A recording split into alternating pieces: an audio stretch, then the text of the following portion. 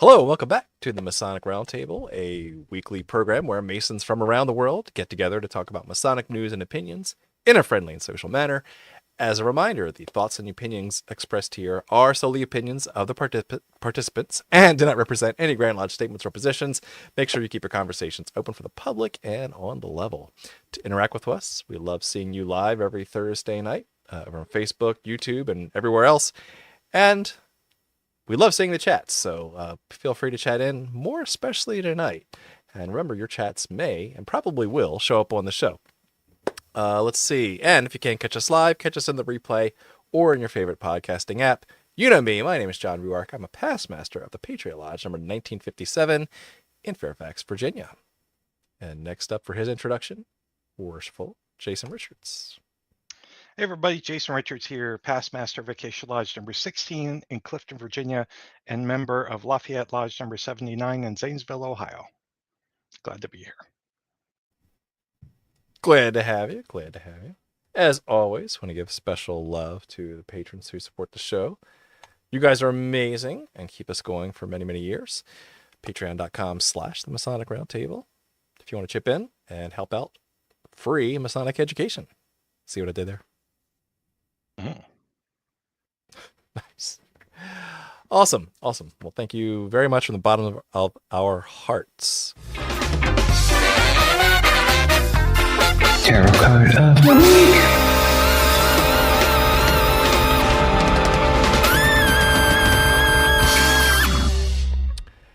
week. There's a delay that you have to time just right, and I have yet to time it just right. Well, see, we're short-staffed tonight. We don't have Joe Martinez to annoy with his favorite theme song. Yeah. But this is for you. Yeah. Joe and RJ busy with other family things, so you're stuck with us tonight. Let's talk about tarot cards. Tarot cards of the week. Yes. So this week we have the Tattoo Tarot. It is ink and intuition. A really cool, gorgeous deck in the style of Marseille with a traditional tattoo style. And so tonight's card for this episode is the Two of Cups. Ooh, Two of Cups. We had Two of Cups recently on here, I believe. We did. Yes. Yeah, look at that. I love. Maybe I should pull a different one. No, I love when synchronicity happens, but that we'll go for a further explanation card, right? Because sometimes, yeah, if it doesn't make sense, try it again. And it's the Tower. No, I'm kidding. It would be. It's a Seven of Swords. Seven of Swords on top of the Two of Cups. That's interesting. So Two of Cups being, sharing a drink with your mate, whereas Seven of the Swords is betrayal and deception and getting away with something. So okay. That's interesting. Maybe it's a Game of Thrones type of thing where, you poison your mate. Yes, here, drink from this. Yes. And one more further explanation card.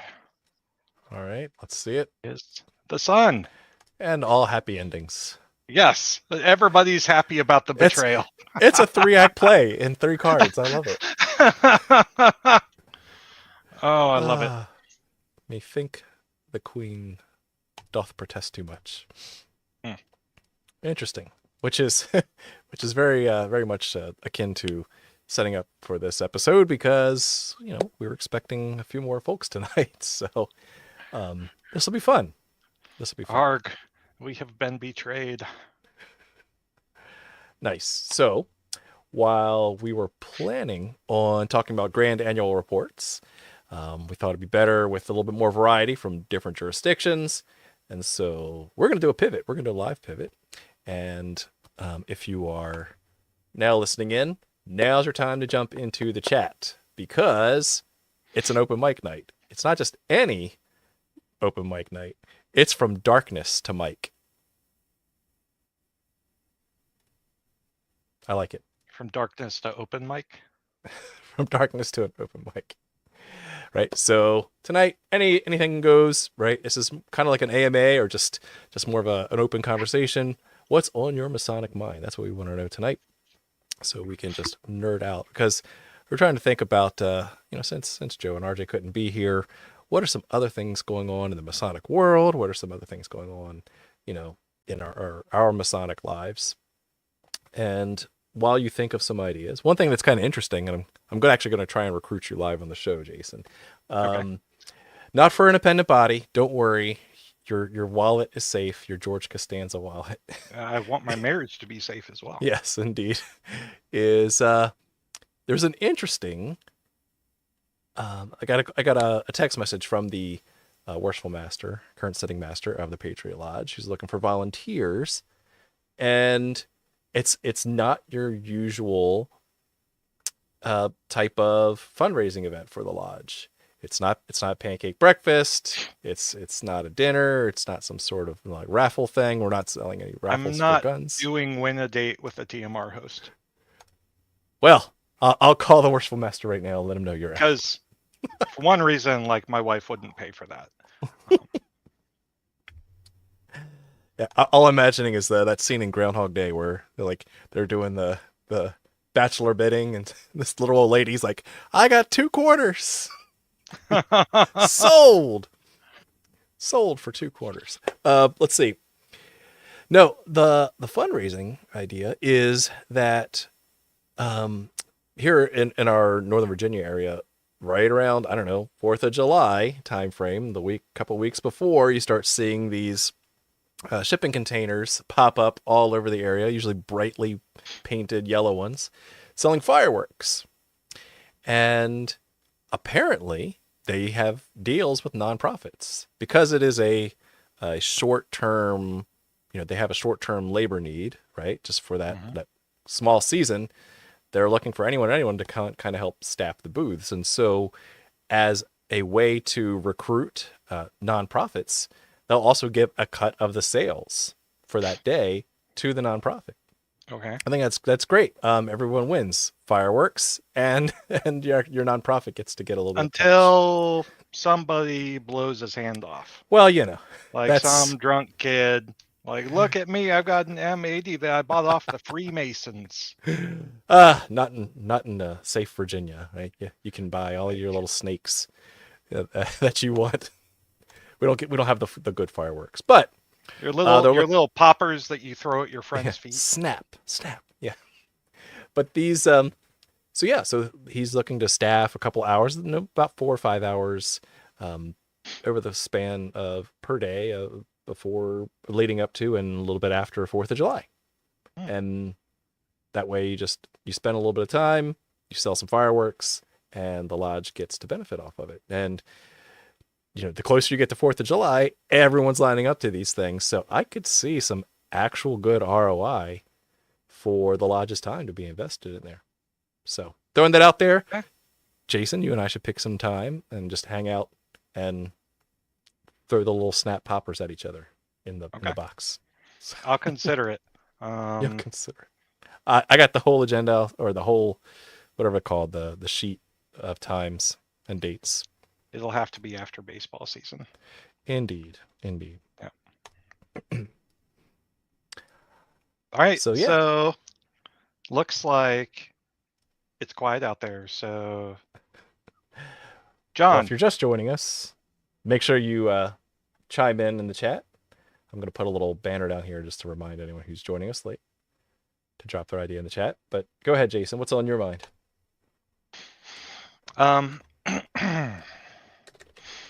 So I was just going to ask you a question, and that question is,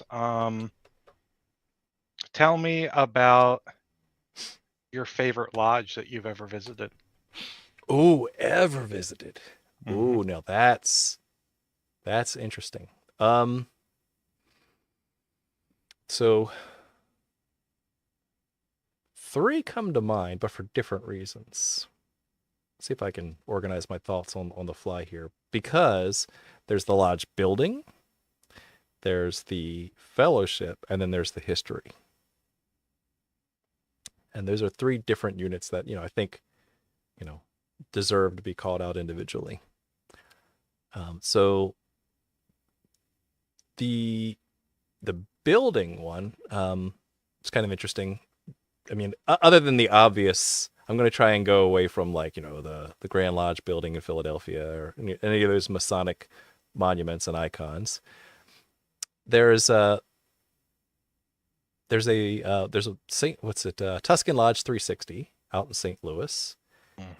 Was a good one because it still has a very like grandiose hall style, but it still kind of fits within one city block. So it's large enough to you could see the history of this building, but then also small enough that it's navigable, but has a lot of history. It does have an Egyptian Art Deco style to it, so you can tell it was built in the 20s and 30s. So that's from a lodge building perspective, right? There's bigger lodges. There's definitely more ornate lodges, but that one just was kind of just the right size for the history that it had. I thought that was kind of nice. The one with the history, the most interesting history, was another one out of St. Louis, and I'm going to totally forget the name of the lodge because it had been merged by other lodges, and other lodges had merged to form this thing. I think its current most recent chartering was like 10 years ago or something like that, where all these other lodges merged together. But here's why it jumps out to me when you ask that question. I'm showing up again. It's in St. Louis. I forget the name of it. I'm sure someone will correct me. And I just say, hey, I'm on work travel. Let me go see what nights are available. And I find just an open lodge. Don't know anybody there, but hey, might as well get a nice meal out of it. I show up, meet some nice guys, some nice brothers. And after the lodge meets, this little tiny old past master comes, shuffling over to me. He says, "Hey, can I show you something cool?" Sure, why not? I'm here when in Rome. Let me see what you got. So he shuffles me. Follow me back to the back room behind the secretary's desk. It's a little old dusty room, just metal filing cabinets, just papers on top of the filing cabinets. You can just kind of imagine what this back room of a dusty old lodge looks like. And he says, "Here, hold this." And he hands me this like acrylic block that you could tell has been screwed down onto a piece of paper. And on that piece of paper is Charles Lindbergh's Masonic petition. Is that the Spirit of St. Louis Lodge? I believe it's Spirit of St. Louis Lodge. Number 27? Yes, I think you're correct. Yeah. The number, sure. I'm gonna take your vote of confidence on that. I'm on the Missouri Grand Lodge You're the man. website. You're the man. So there I am, holding in my hands Charles Lindbergh's Masonic petition. I can read his signature as clear as day. And I'm like thinking, holy smokes, like they're sitting on this historical treasure, like underneath a couple piles of paper, and they had to blow the dust off the top of it. So yeah, that's certainly been probably one of the most unique historical experiences that I've had in lodges. Many other lodges have other histories behind them, but that one was one that jumped out as an aha moment, a surprise that I wasn't expecting. Yep. And then finally, I guess the one for the brotherhood. It's so funny because every lodge culture is different, and so my favorite ones are the ones I get to travel to, right? Whether it's for work or I get invited to speak, because it's so fresh, it's so novel, and every brother. I've not had a bad Masonic experience when I travel to other lodges because the friendship and fraternity is just amazing that way. So I can't pick one. It's a sellout answer, but I can't pick one that's been the most friendliest lodge because they've all been nice. So there you go. Awesome. Those are my answers. Good deal. So I'm not going to ask you the same question, Jason. No, you shouldn't. We've had some great questions here in the chat, so let's pull up Brother Kenneth Beeler's question. If you could tell your prospect self anything at all, what would it be? Um, Right, you did your homework, Jason. You were really very cautious and, made sure that you were joining for all the right reasons. yeah, I think I'd probably tell my prospect self that um,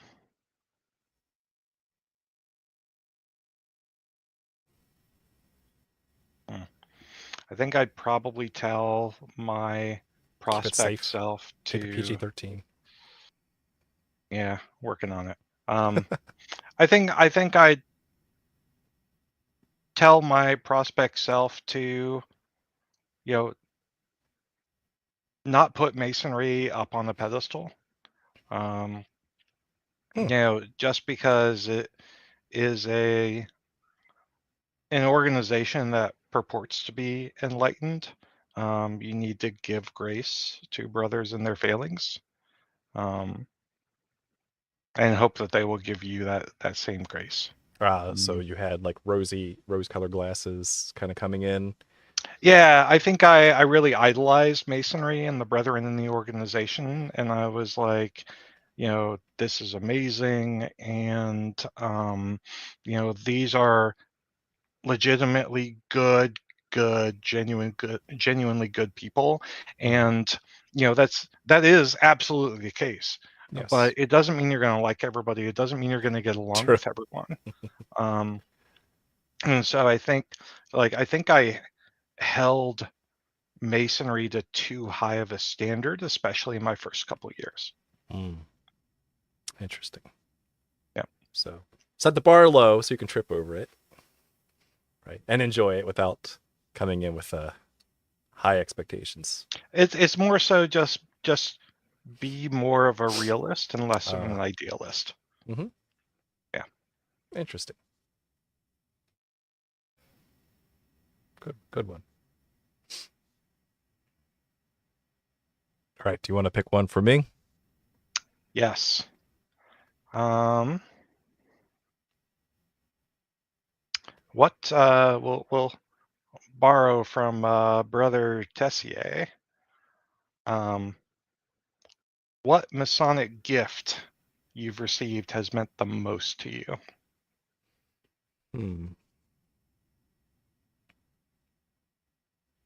And why was it the circumpunct? Obviously, it's a circumpunct.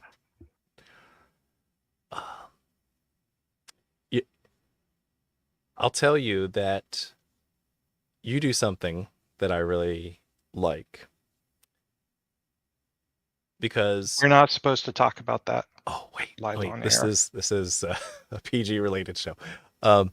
No, this something that you do for brothers that they're raising is something special that I like, and that is to personally take off a worn lapel pin. So you wear it during their degree, and you hand it to them as a gift. And so there's been a few lapel pins. I mean, I've got two of Juan's lapel pin aprons full of lapel pins. I love my lapel pins. Don't get me wrong. They are Masonic wages for sure. And the ones that are the most special, because everyone has a memory attached to them, much more sentimental than worth anything.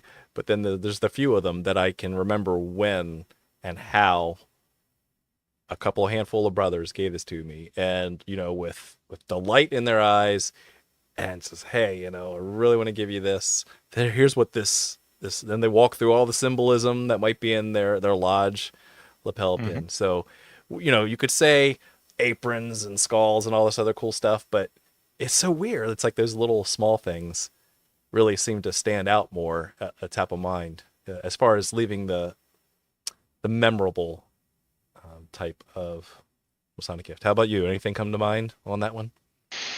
Oh man. I know I'm breaking the rule of I pick one, you pick one, but So I had a brother up in Ohio who was master the same year that I was, David Merkel, and he's grown to become a good friend. But back in 2016,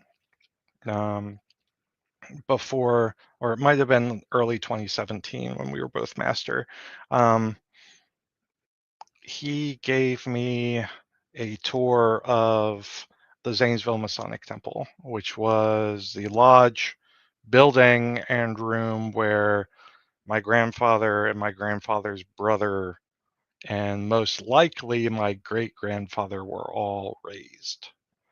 And so, he took time out of his day, like 3 hours out of his day, to show me around the entirety of that building.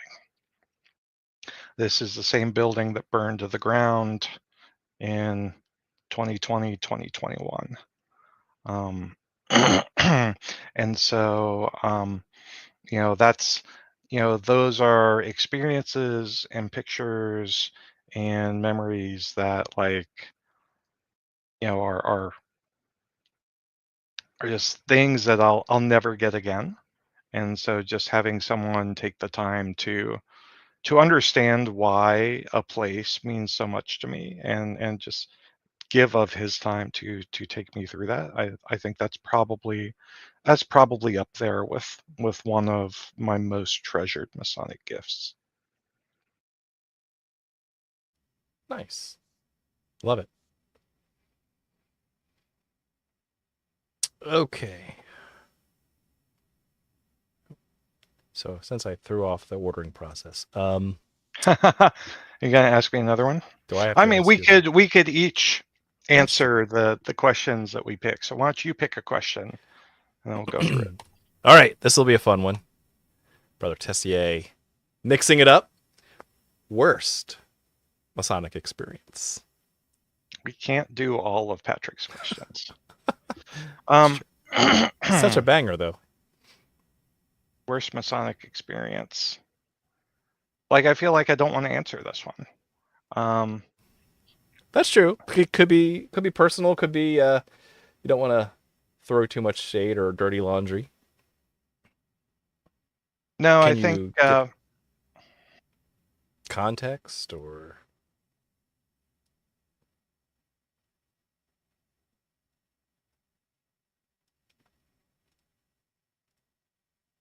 I think my worst Masonic experience was when I was master, and talking to some of my past masters and trustees about a certain decision that I had to make.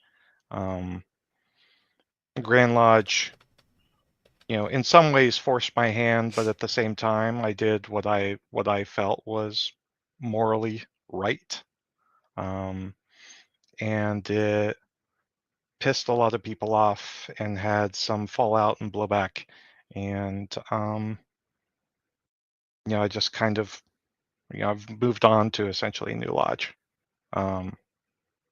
in some part due to it. So, I think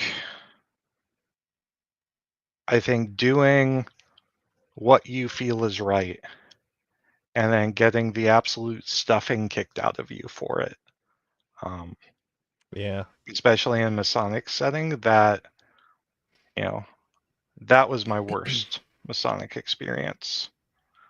Even above the 33rd degree Mason insulting my wife to her face Oh at no. Yeah. at a picnic. Yeah, so that happened. Yeah, that happened too. Worst Masonic experience. First thing comes to mind is something I've really told the guys, but I never really shared on the show. And that is degree rape. So, are you gonna name names? I'm not gonna name names. I'm just gonna say, Because I know the organization you're talking about. there's a certain appended body that I was really looking forward to joining. I got an invitation to join. Yes, it's an invite-only organization, so that narrows it down a bit. And I had done lots of curiosity and research and just really excited to join this appended body. And I had built up this beautiful degree in my mind. Like, this is going to be just fantastic, aligns to all of, my hopes and aspirations for philosophy and what I expect to get out of Freemasonry. And I get there, and everyone reads out of books. They're doing the ritual. They're reading out of books poorly. They're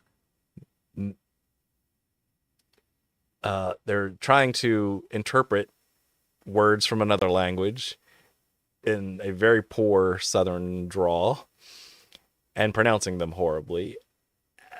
And then basically, like, there was no props, no costumes, no really hardly any artifacts or anything to work with during the degree that should have been in the degree. And then they were basically like, "Congratulations, you're in." I was like, that's it. Like, I feel dirty now. Like, I need a shower. Hence the kind of a little bit over the top, like, degree rape, because I had set up for it to be a beautiful thing, a beautiful experience, and I got the complete opposite of that, and felt more than disappointed afterwards. I really just felt that. You weren't upset. You were disappointed. I was just disappointed, like my mother would say. Yeah. So that one, that was my worst Masonic experience. Despite that, I stayed in the organization and told myself I would do my best to prevent that from ever happening to another candidate again. So still there, hoping to make that better. Okay, there you go. Mama didn't raise no quitter. That's right. All right. So next question from James. Next month, James is going into the chair. Oh, the chair. The chair. The Eastern chair. This is only an hour-long show, so what are 2 do's and 2 don'ts for a first-timer? I cut things down a little bit. All right. I'll do 1 do and 1 don't. You do 1 do and 1 don't. Okay. Okay. So next month I'm going into the chair for the first time in my lodge. Do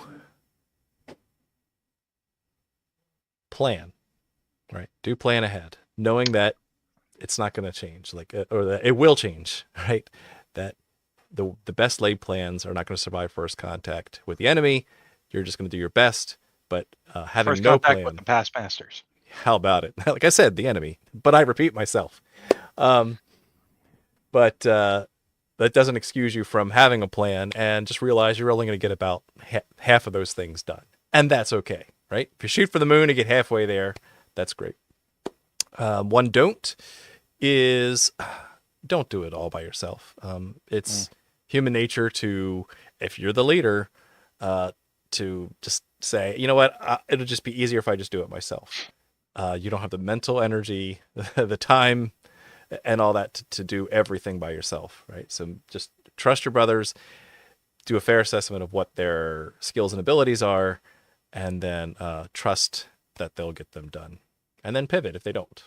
Jason, 1 do, 1 don't for a first time. So you got my do.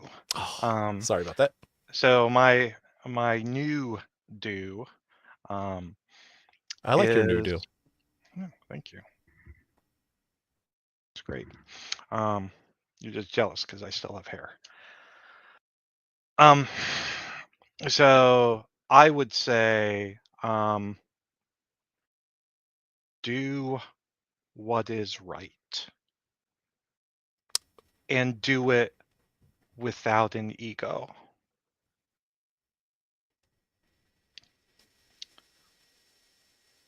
And that's actually the don't. Like, don't bring an ego Don't have into an ego. the East. Do Yes, what is right. you run the Leave your ego at lodge. the door. Sure, but approach the chair with humility. Nice. I like it. Well balanced. That's what it's all about. As all things should be. As all things should be. Let's see. This is a good one. Our brother Nathan Tweedy, longtime friend of the show. What Masonic teachings seem so obvious, but eluded you for a surprisingly long time? So while you're thinking about that, right, there's a lot of stuff that we pack into the craft. It becomes sometimes rote, when sometimes you'll be 20 years later and go, why didn't I think about that? I can see how that's all connected now. Or, this is what I was supposed to take away from that ritual. Anything come to mind?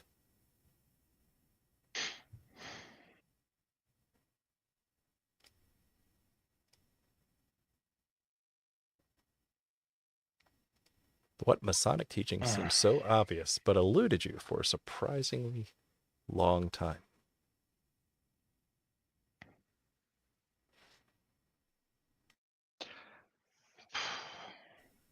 I think having true courage is, I would say, Master Mason degree, teaches a lot. But one of the things that it teaches is to, have courage, and have courage in the face of adversity and fear. And so, that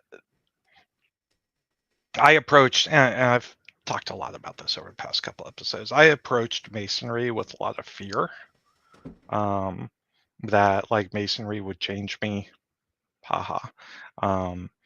That Masonry would, somehow shake my Good thing it faith didn't. and my religion at the time, right? And I wasn't comfortable in anything, but I was afraid of being deeply uncomfortable. And I think, a key lesson of the Master Mason's degree is to become comfortable being uncomfortable and approach that discomfort with courage. Interesting. That's fascinating. Yep. For me, one thing that seems so obvious but eluded me for a surprisingly long time. First thing that came to mind was treating brothers on the level. And specifically, what took me a long time to connect the dots was I always treat everyone with kindness. That doesn't mean you're treating them on the level. There's a huge difference there, right? And I just thought, okay, that's easy. I'm already kind Eye to for everybody. an eye is still on the level, right? Yeah, right. I'm a likable guy, and I tend to get along with most people. I can tolerate people. That's being kind. It's being on the level, right? And for me, upon years of reflection, one day I'm like, no, like they are equals under the eyes of God, and I don't have to like them, but I have to love them. Brotherly love and all. I don't have to like them, but I do have to love them. So that one took me a long time to get, and hopefully you guys took something out of that too. Yeah, good question. Awesome. All okay, right. You're up, Jason. Tell us of a time when a brother of yours or the lodge stepped up and helped you at a time of need. Can be any need, emotional, financial, any hard time.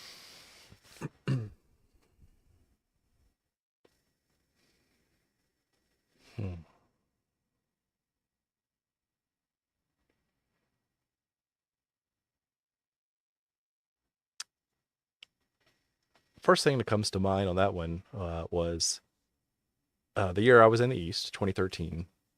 The greatest year in all of Freemasonry. Was actually a very rough year for me personally. I had, I had about a 2-month illness that took a long time to figure out. It was viral, but lasted a long time. And then had my Might second never child. go away. I know. It's still in my brain. And this is like right at the beginning of my year in the East, so I'm worrying about like, am I gonna give something to the brothers? I don't know. It's just it was rough. Then right after that, barely recovered from that, had my second baby, and she came rushing into the world. Like, we delivered her on the floor of the bathroom here, so that was fun. And then had a newborn as a master of the lodge. So again, the brothers stepped up and were able to run the lodge for a month or two as I kind of got things settled in with the newborn. Grandparents dying, parents, getting diagnosed with cancer. Like, it was a rough year, and yet I survived. And it wouldn't have happened if it weren't for the planning, but also the brothers themselves to take those plans, and remember that they're lodge plans, they're not my plans, right? And make sure that we had a great Masonic year and everything got covered and taken care of. So that's the first thing that comes to mind was that year.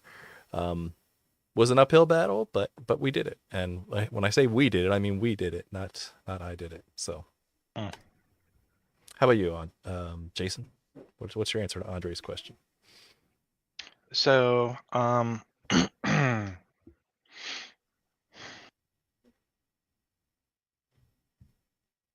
have had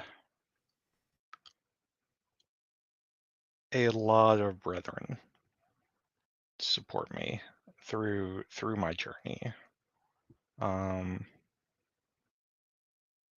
And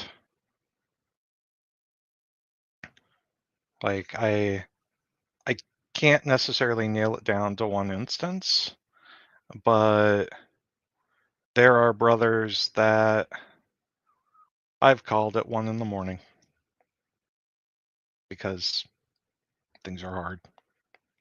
And it's those brothers who pick up the phone and see you at your most vulnerable and are still there and care about you anyway. I think that really is, to me, something that I've found most impactful. Yeah. So you're actually living out your obligations and taking care of each other and looking out for each other, right? That's great. It's amazing that it's nice when they aren't empty platitudes and cliches, right? That's awesome. Yeah. That's good to hear. Good to hear that people are upholding and living their obligations.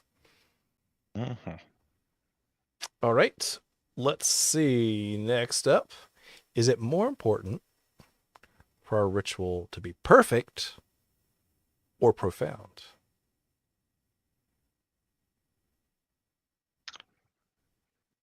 People are flawed.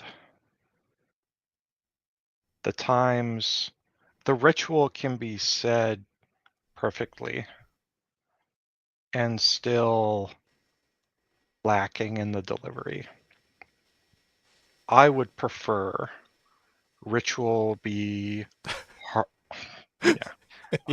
I would prefer ritual be heartfelt and delivered 100% in a way that has the candidate's experience in mind. Like, you don't have to get it perfect. I don't care. Just do it in a way where you feel like you're doing the best you can for that candidate.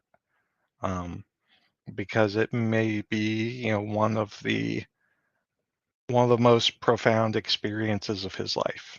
You'll never know that. But if we are teaching inner transformation and spiritual alchemy, the doorway to that is the initiatic experience. And so why not deliver it in a way that can profoundly change someone's life? Nice. I will provide a semi-contrary opinion. Ooh. Yeah, I know. So spicy. It's my belief that the mysteries of Freemasonry are contained within the ritual for those who are looking to explore it. And so there is a purpose, there is a reason why we still need great ritualists who can get it letter and word perfect, right? Even if they don't understand the mysteries that they're in charge of protecting, so that it can be handed down to those who can. So I think that's one aspect of that. That technically, yes, I would like my ritual to be as close to what, our forefathers had planned on trying to communicate.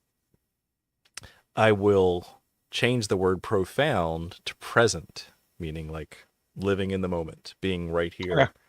And Okay.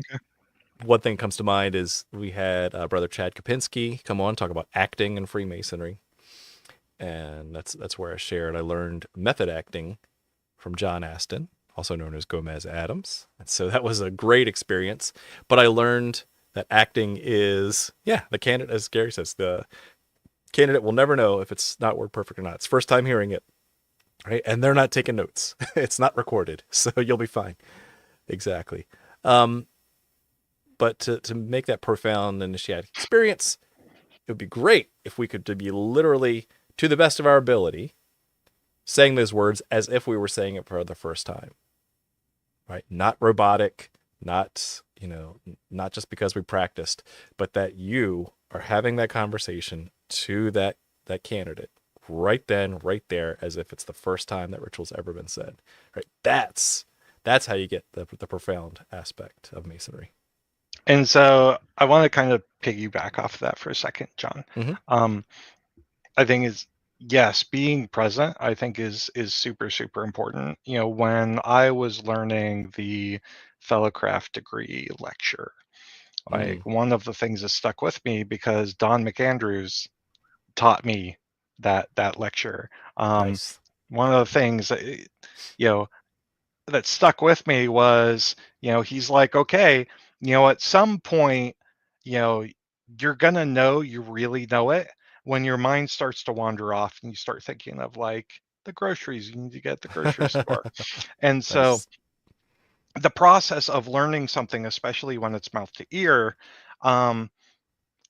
is doing it with so much repetition that it becomes robotic and it becomes muscle memory so that your mind can wander, and you have to drag all that stuff back when you're in a degree, and that can be really hard. Yes, it can. Interesting. Okay, am I picking one or are you picking one? I've lost track. I got excited about that one. I'll pick one. Okay.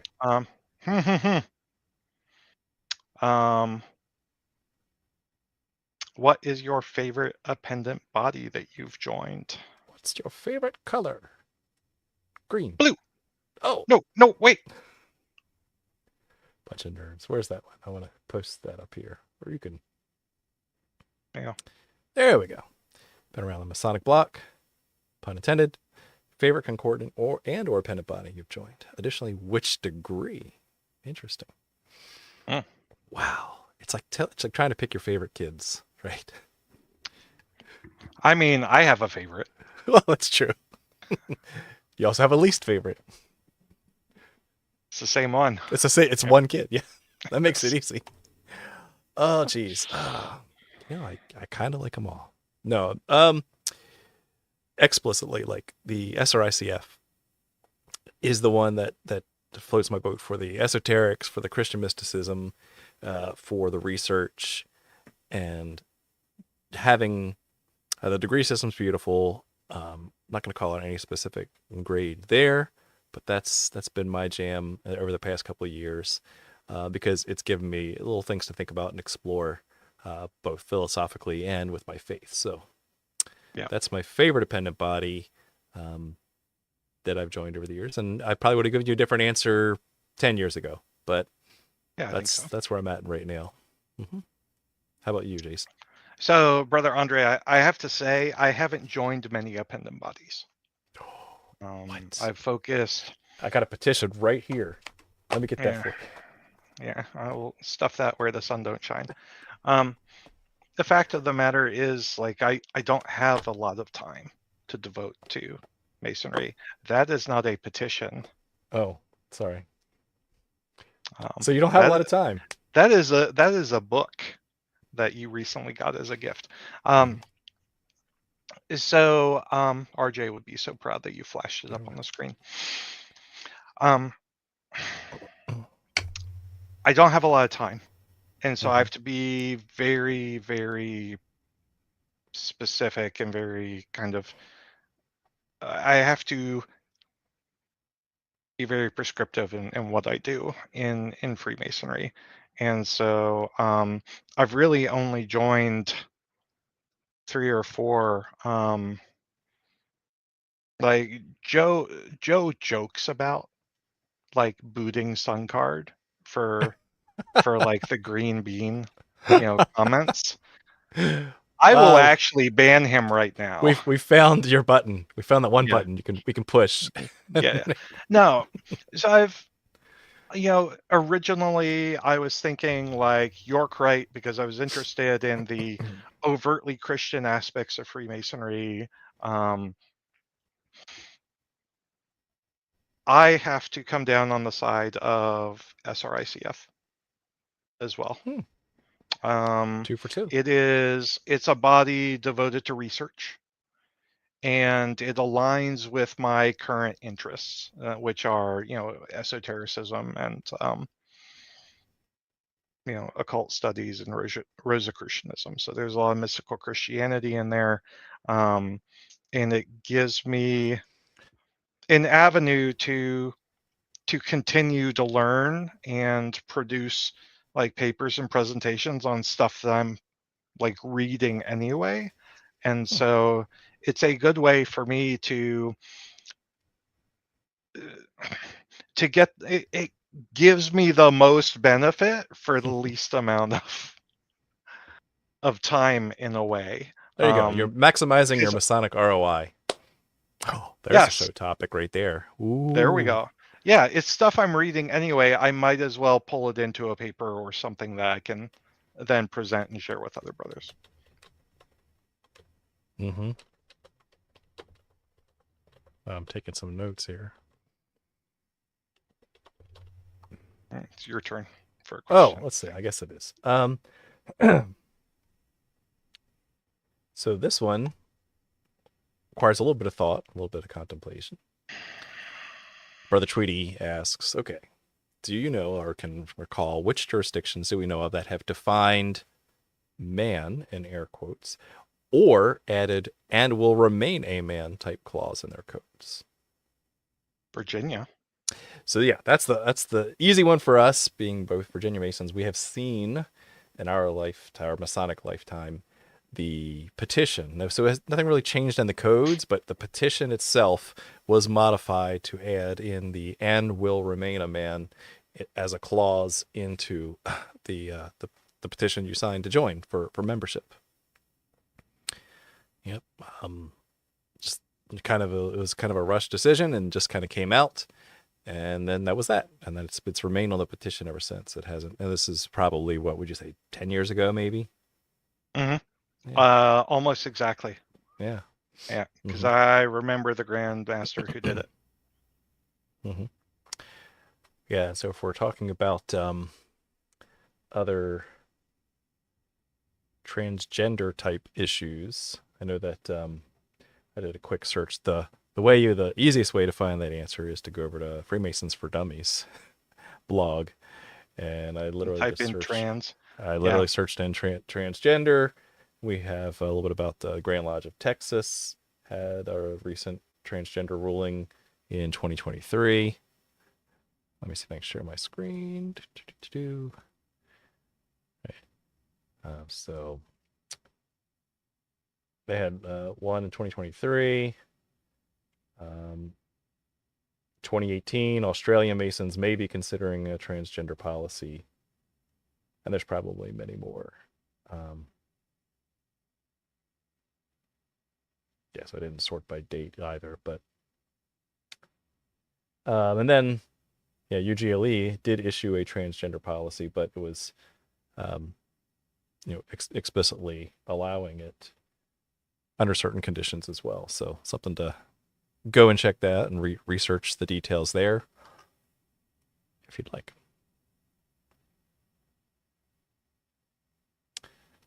So with a handful, and then that's of course not including any related LGBTQ plus type of issues as well, homosexuality and the like.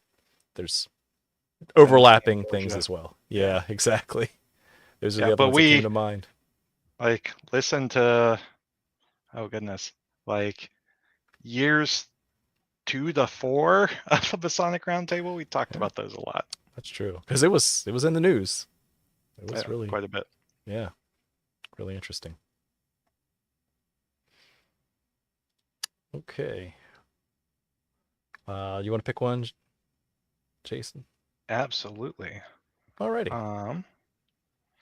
Who's your favorite TMR guest? Favorite roundtable guest and 511 episodes. Mhm. Oh man.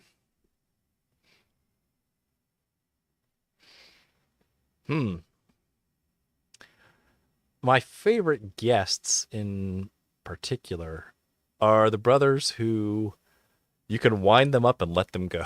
You can just say, That's in general. yeah, Naming names would be in particular. I know. Well, that's true. The subset in particular are those who can just wax poetic on a topic, preferably one they're very knowledgeable in. And so the one who does that the best, in my opinion, repeatedly is our very own Don past McCain. grand, yeah, Dominic Andrews. Oh, why was I having a brain fart? Yeah, our past Grand High Priest. I mentioned him like 5 minutes ago. I know. Yeah. It was like 5 minutes ago.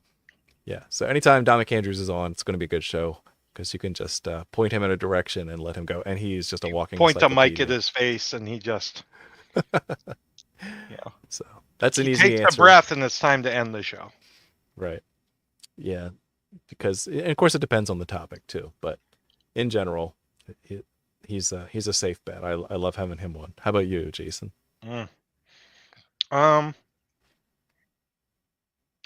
So there have been, so I would say my subset of guests, which are my favorite, are the brethren who have just done, their first like major piece of research, and they're bright-eyed and bushy-tailed, and we are their first podcast appearance ever. And and I would say we have several listeners of the show that we've brought on in that way. We did one on the Acacia Society, or the Acacia Fraternity, excuse me. Right. Mm-hmm. And that was a brother who just emailed us and said, "Hey, I've got this stuff that I've been working on. You should do a show about this." And we love ideas like that. And we were able to bring this brother on, and I apologize, I can't remember the name of him or the episode number, but it's the Acacia Fraternity. So search that into the YouTubes and the Googles, and you'll find it. But it's fun to see. It's cute how nervous they are, especially in the green room. And it's really rewarding to see how they grow. And so I really like being able to capture, that flame on the episode of someone who is just over the moon excited about this topic. Yeah. And we've had a number of brethren where this was like really, really, really big for them. And it ended up being a great show because their enthusiasm is shown Exactly. through. Knowledgeable, Yeah. ready to talk about it, want to share it, and we can help steer the conversation. But yeah, usually don't need to, right? Mm-hmm. That enthusiasm usually shines through. That's awesome. I agree. Yeah. All right, got time for one or two more. This is a good one. Brand new in the news, the Masonic Society has officially decided to disband and close up shop. So any thoughts about the Masonic Society closing up shop? I didn't know. What? Yeah. I No, I didn't think know. uh, I think that Hodep did put out something, but he wasn't the first one to put it out, and as an official thing. And just this week, they decided they had a little, board of directors and just decided they've been on a 2-year hiatus anyway. They've been radio Oh, silent for 2 so years. it was time. Yeah, it was time. And they basically said, look, with the plethora of other Masonic magazines that are out there, podcasts, blogs, their goal of having a high quality, full color print magazine is a lot of work. I mean, frankly, it's what they Sure. wanted. It's why they founded, and yet, it's even harder. And then the ROI for them wasn't what it was, especially post COVID. So they had to make a tough decision. Well, and you have so many amazing and consistent magazines like the Fraternal Review, the Southern California Research Lodge. Um, there are, and like I think, the Fraternal Review has in large part kept like print Masonic media alive.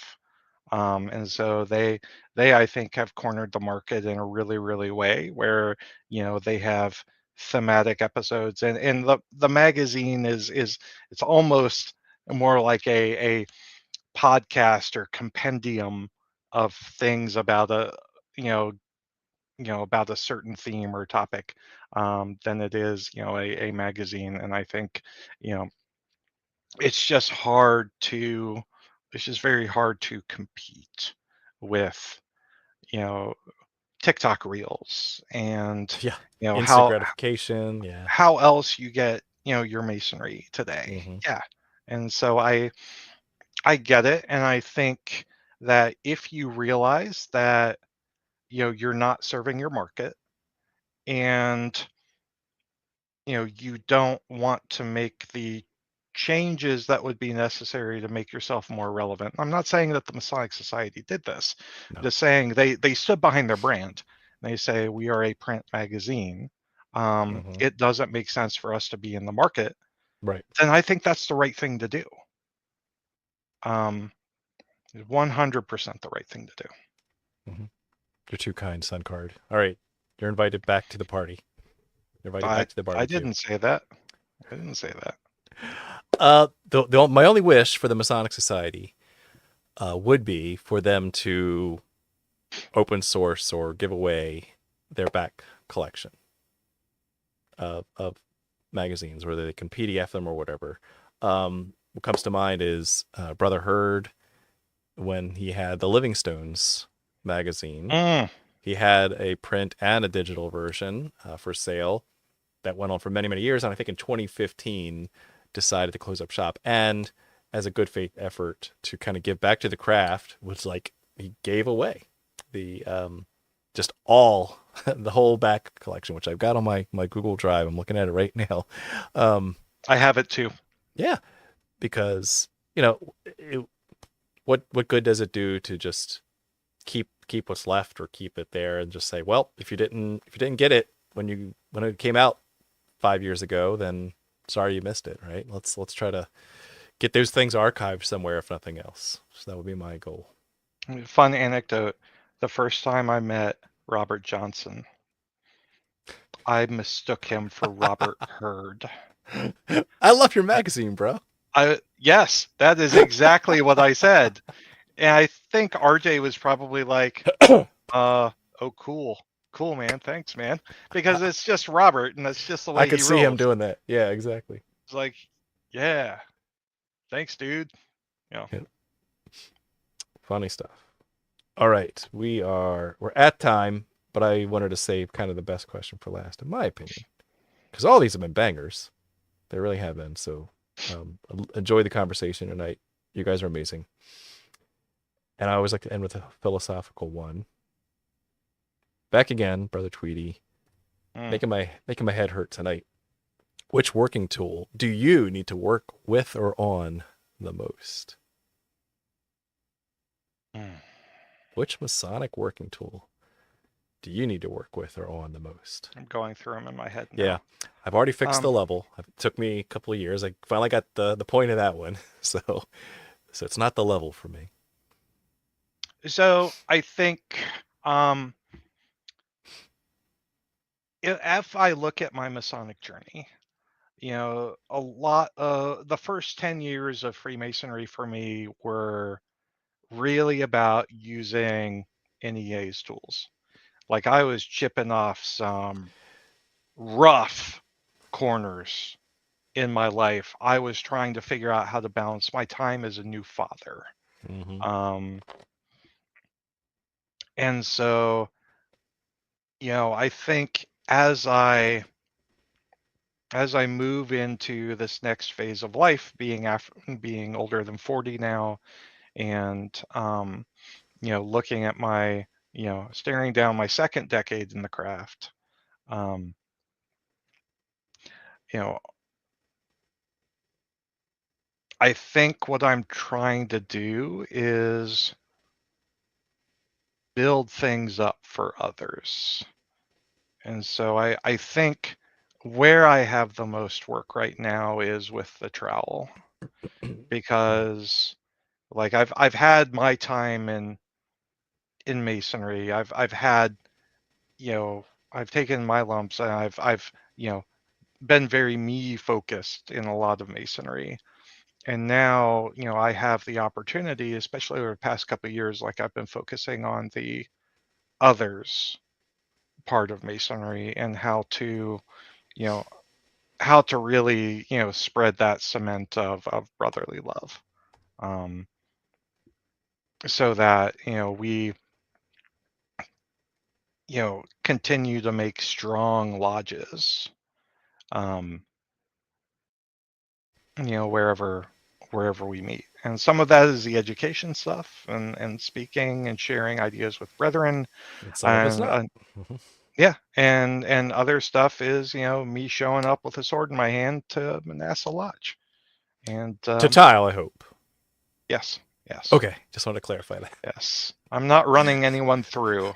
And Um, me showing up, ready to R. spear somebody. Uh, R. Martinez, you gonna walk the plank for reading the minutes? No, no. the let's see. For me, If I was a pirate, I'd be so offended at me right now. that's cultural appropriation, Jason. I wish Yeah. you'd knock it off and get rid of that skull and crossbones behind you too. The the Masonic symbol that comes to mind, or what I need to work on. I've had like the midlife crisis, existential crisis, like again having the mid 40s. Oh my gosh, I'm on the back half of life kind of thing, and the You're the one who keeps hourglass. the frickin' calendar. I do. I love it. It's great. Um, the hourglass, the 24-inch gauge. Yes, so that's another one for Sun Card. He's invited to my barbecue.